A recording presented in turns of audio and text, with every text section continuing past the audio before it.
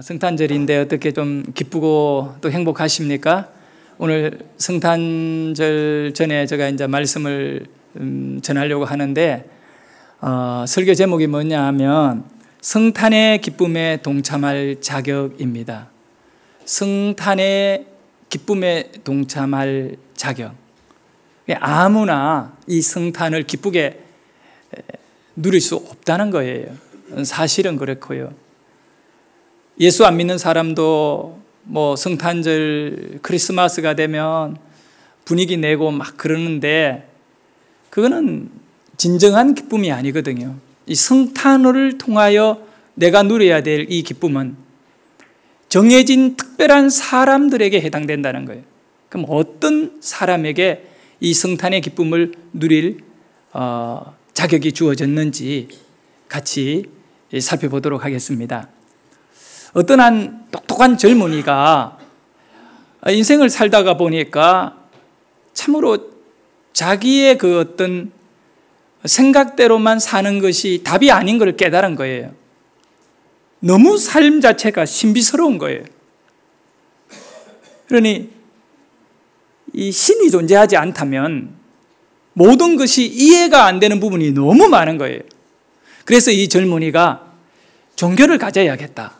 절대자를 믿어야겠다. 이런 마음을 먹고 그러면 내가 어떤 종교를 가져야 되겠는가?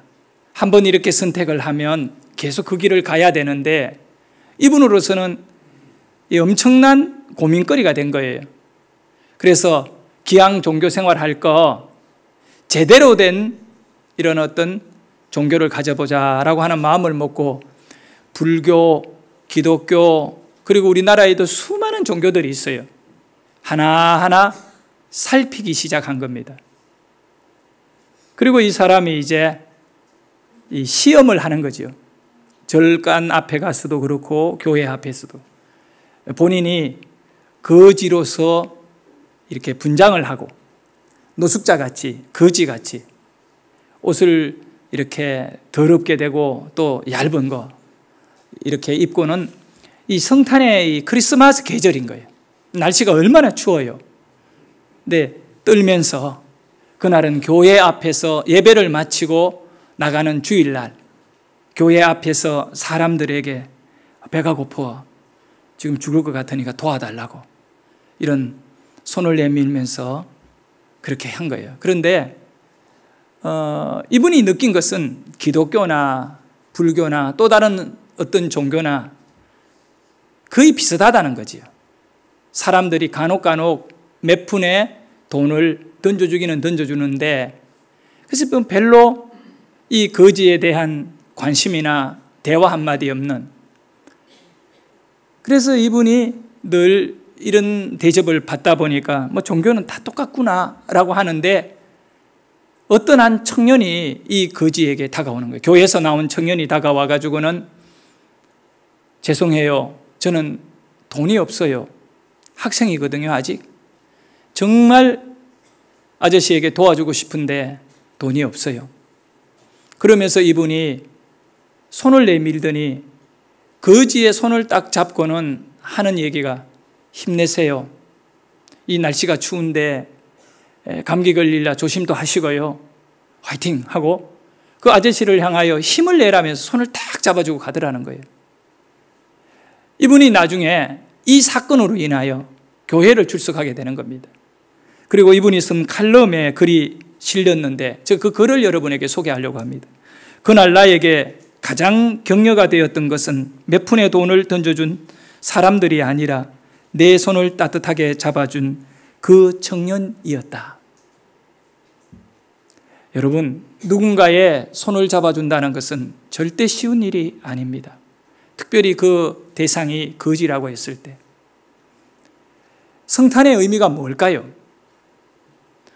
예수님이 이 땅에 태어나신 가장 중요한 의미는 죄로 죽어가는 죄 많고 더럽고 지옥 가야 될 저와 여러분을 붙잡아 주려고 우리 주님이 이 땅에 오신 것입니다. 거지보다 더 비참한 여러분을 잡아주려고 예수님이 이 땅에 오신 것입니다. 예수님의 태어남의 배경은 유대의 결혼 문화에 볼 때 굉장히 충격적인 사건입니다. 유대인들은 결혼하기 전에 1년 가까이 약혼의 시간을 가지긴 합니다. 제가 왜 이런 제도가 있었는가 곰곰이 생각해 보니까 원래 유대인들의 삶의 본질은 하나님과 이스라엘 백성의 약속의 관계예요. 그냥 언약의 관계거든요. 그러면서 이 결혼 관계도 이 약속의 관계로 맺어지는 겁니다. 그래서 그들은 약혼이라는 것을 하게 되는 겁니다. 약혼을 한 다음에 1년 정도 서로를 이렇게 돌보고 지켜보면서 결혼 준비를 하는데 이것이 좀 독특한 면이 있어요. 약혼을 한 다음에 이들은 같이 동침은 하지 않아요. 하지만 남자가 전쟁에 나가서 죽는다든가 또 사고로 죽고 질병으로 죽게 되면 약혼 관계이지만 여자는 약혼 남자가 죽게 되면 바로 어떻게 되느냐 하면 과부가 되어버려요. 그리고 시집도 못 가요, 유대인들은. 네, 남자는 달라요. 약혼한 여자가 죽으면 새로 장가가면 돼요. 그것이 안 좋은 유대인들의 그 당시의 문화거든요. 마리아가 요셉이라는 사람하고 약혼을 했는데 아직 같은 잠자리, 같은 침실 그렇게 살지 않는 가운데 임신을 한 거예요.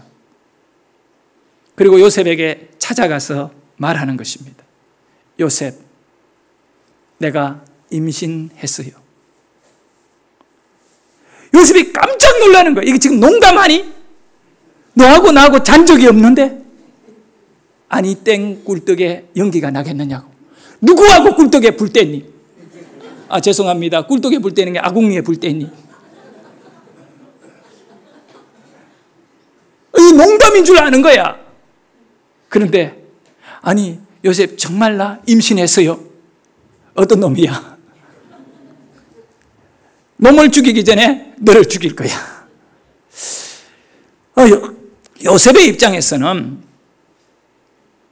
믿을 수 없는 이야기, 믿고 싶지 않는 이야기를 하는 겁니다. 나 임신했어요. 임신은 누가 시켰느냐? 그러면 누가 시켰느냐? 물어보니까 더 믿을 수 없는 얘기를 해요. 성령이 시켰어요. 돌아버릴 것 같지요. 여러분 성령이 임신시켰다는데 차라리 떳떳하게 당했다든가 뭐 이렇게 이해를 시켜주면 낫겠는데 너무 황당한 얘기를 하고 있잖아요. 성령이 임신을 시켰다. 영이 시켰다. 영이. 그 요셉의 입장에서는 이것이 용납이 되겠느냐 말입니다. 여러분 이럴 경우에 요셉의 마음은 어떻겠습니까? 저는 그렇게 생각해요. 배신감에 너무나 상처를 받을 것 같아요. 사랑하는 사람에게 배신당했을 때 오는 그 기분은요. 그는 사람의 삶 자체가 파괴되는 고통을 느낀다는 거거든요. 요셉은 아마 마리아에게서 배신을 당했다라고 하는 그런 느낌을 받고 있었을 것입니다. 그래서 요셉은 밤에 잠도 자지 못했습니다. 꿈꾸는 결혼의 관계가 다 깨어지고요. 여러분, 우리도 마찬가지인 것 같아요. 성경에 보면 우리 예수님이 뭐라고 말씀하셨나요? 우리를 신부로 맞이한다고 말씀해요. 저와 여러분은 예수의 신부이거든요. 흠없는 신부로 살아야 되거든요. 신랑이신 예수를 기다리고 있거든요. 그 기다리는 가운데에 이 신부가 아이를 베버린 거예요. 문제가 된 거죠. 일어나지 말아야 될 일이 일어난 겁니다. 그래서 요셉은 배신에 대한 마음을 일반적으로는 복수하거든요. 근데 성경에 보니까 19절에 요셉은 의로운 사람이었어요. 그래서 그는 복수하는 사람이 아니라 가만히 놓아주려고 했던 것입니다. 놓아준다. 19절 우리 한번 읽어보도록 합니다. 그의 남편 요셉은 의로운 사람이라 그를 드러내지 아니하고 가만히 끊고자 하며, 요셉은 끊으려고 했던 거예요. 여러분, 여기서 한 가지 사실, 요셉이 마리아를 잡아줘야 하잖아요. 잡아줘야 된다니까. 누구보다 힘든 것이 마리아인데, 그런데 요셉은 마리아를 잡아주지 않아요. 끊고자 했던 거예요. 요셉은 위대한 사람은 아니에요. 여러분이나 나나 똑같이 이런 문제를 당하면 더 이상 그 문제가 나에게 확장되는 것을 원치 않은 거지요. 그러면 어떻게 해요? 단절하는 거지요. 결별하는 거지요. 끊는 거잖아요. 요셉이 그런 거예요. 예수님이 이 땅에 오실 때 요셉은 잡아주지 않으려고 했어요. 처음에는. 슬픈 얘기입니다. 그리고 요셉은 마리아를 가만히 끊고자 했는데 그날 밤도 잠이 오지 않았어. 이 생각 저 생각 다 하면서, 또 배신감에 가슴 아파하면서 행복한 결혼 생활을 꿈꿨는데 그것이 한순간에 무너졌을 때 오는 충격을 견디지 못하고 고통하면서 울었어요. 한밤중에 아무도 모르는 가운데 홀로 눈물을 뚝뚝 흘리면서 하나님을 향하여, 하나님 믿는 백성들이니까 하나님을 향하여 말했던 것입니다. 하나님, 왜 내게 이런 고통이 주어졌습니까? 왜 이런 고통이 내게 와야 됩니까? 울고 있는데 그날 밤에 그렇게 울다가 졸았나 봐요. 그리고 잠이 들었을 때 현몽, 꿈속에 하나님의 천사가 나타난 거지요. 20절 말씀 볼까요?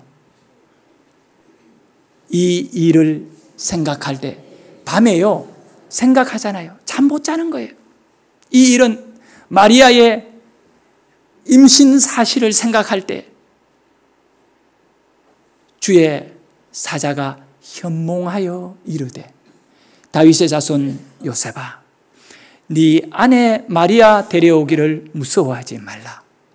그에게 잉태된 자는 성령으로 된 것이라. 할렐루야. 그런데 여기서 우리가 한 가지 생각해야 될 것은, 천사가 요셉을 방문했거든요. 방문해가지고 요셉에게 설득을 시켜야 된다. 요셉아, 너 그러면 안 돼. 이해를 시켜야 돼요. 그런데 정말 중요한 것은요, 하나님은 요셉을 설득시키지 않는 거예요. 우리는 설득을 원해요. 요셉은 마리아에게 내가 이해할 수 있도록 말해달라는 거예요. 내가 이해하지 못하는 가운데 너를 받아들일 수 없다는 거잖아요.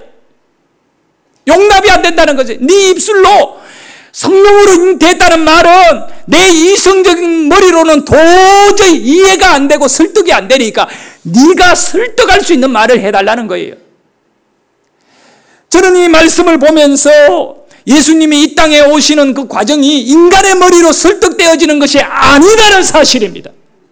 여러분, 기독교의 신앙은, 기독교의 믿음은, 기독교의 영적인 체계는 예수님이 이 땅에 오심으로 정말 모든 것이 완전해지기 시작하는데, 그 출발점이 우리의 이성적 판단으로 이해가 되지 않는 것으로부터 출발해버린 거예요. 그래서 기독교는 우리 머리로 설득당하거나 이해하려고 해서는 안 돼요. 만약에 기독교가 이 성경 말씀이 사람을 이해시키고 사람을 설득하는 말씀이라면, 그래서 예수 믿게 하고 그래서 천국 가는 백성 만들게 한다면 똑똑한 사람들이 먼저 이해할 거예요. 그런데 그렇지 않더라는 거예요. 똑똑하냐? 또 똑똑하지 못한 사람이냐에 그게 문제가 아닌 거예요. 그럼 기독교가 뭐냐? 천사는 요셉에게 이런저런 얘기로 설득시키는 것이 아니라 뭘 하느냐 하면 통보해 주셔요. 20절 말씀이 통보의 내용이에요. 어떤 통보요? 너 아내 마리아는 성령으로 뭐 했다? 임신했다. 통보하는 거예요. 통보하는 것이죠. 하나님은 우리에게 통보하시는 분이십니다. 어떤 설득을 강요하지 않으십니다. 여러분, 세상의 수많은 종교는 사람들을 설득시켜버려요. 그리고 그 사람들이 그 종교에 완전히 세뇌되어 버려요. 기독교는 설득이 아니라 선포예요. 이 진리가 예수님 태어날 적부터 이루어지는 거죠. 요셉에게 통보된 내용이 어떤 내용이냐 하면 성령이 마리아를 임신케 했다라고 하는 통보를 하신 것입니다. 이 내용을 좀 더 구체적으로 알기 위해서는 마태복음 1장 18절에 그 내용을 현대어 성경으로 보면 잘 나와 있어요.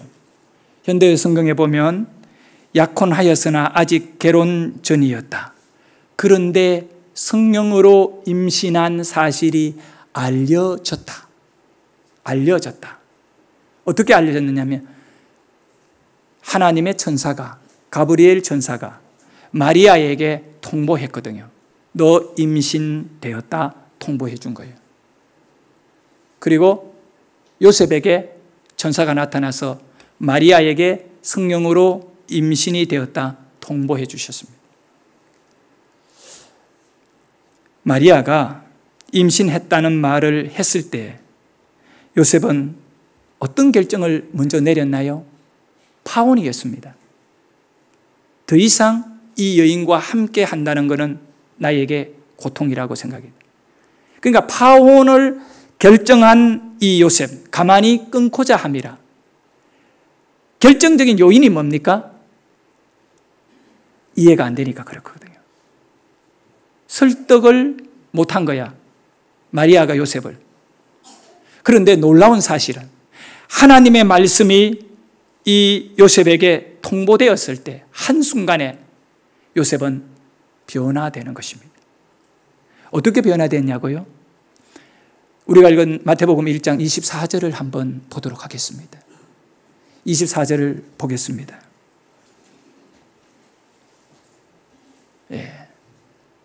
24절 있습니다. 시작. 요셉이 잠에서 깨어 일어나 주의 사자의 분부대로 행하여 그의 아내를 데려왔으나 그 뒤에는 동침하지 않았다.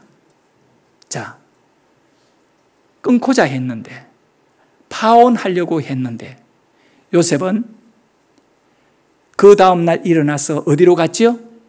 마리아 집으로 간. 아직 결혼도 안 했어요. 지금 데려올 수 있는 시간이 아니거든요. 데려와야 될 때가 아니에요.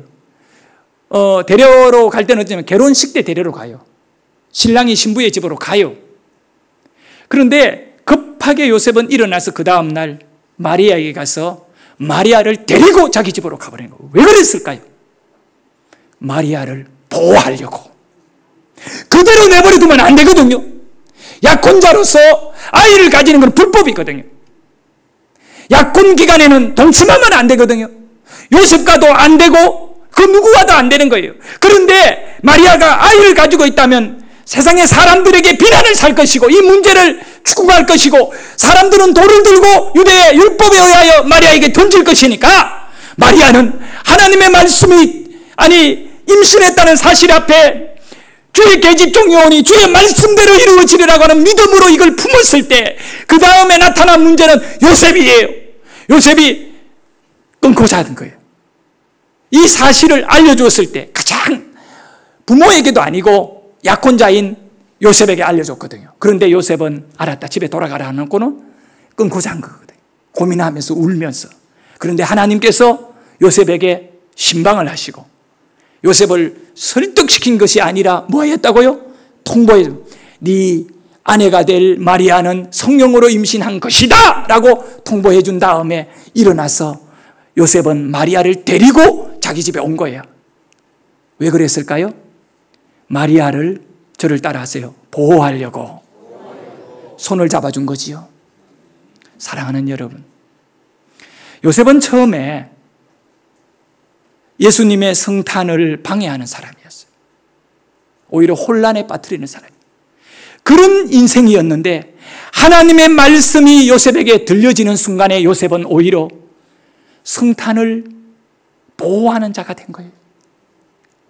이 일을 가능하게 할 수 있도록 자신의 희생을 두려워하지 아니하고 마리아를 자기 집으로 데려와서 결혼을 앞당기고 우리 인류를 구원하실 주님을, 그 주님을 우리 가운데 이렇게 오실 수 있도록 그렇게 한 거죠. 자, 여러분, 놀라운 사실이잖아요. 사람이 이렇게 바뀌어질 수가 있습니까? 사람이 바뀌어지는 것은 설득당함이 아니라 하나님의 말씀이 나에게 들려질 때, 하나님의 말씀은 통보임을 아셔야 돼요. 통보가 될 수밖에 없는 것은 여러분의 이해, 여러분의 판단, 여러분의 생각은 아무런 의미가 없는 거예요. 요셉이 아무리 생각해도 그 생각으로는 답을 얻지 못하였지만 하나님이 주신 말씀 한마디에 요셉은 모든 것을 감당할 믿음으로 일어나는 것이죠.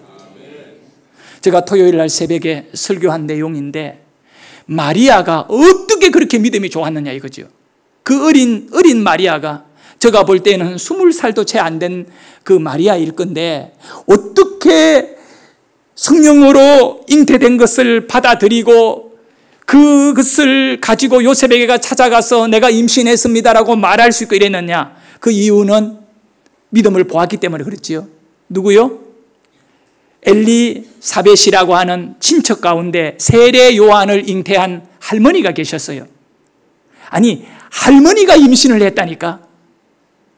그의 아버지는 사가랴, 세례 요한.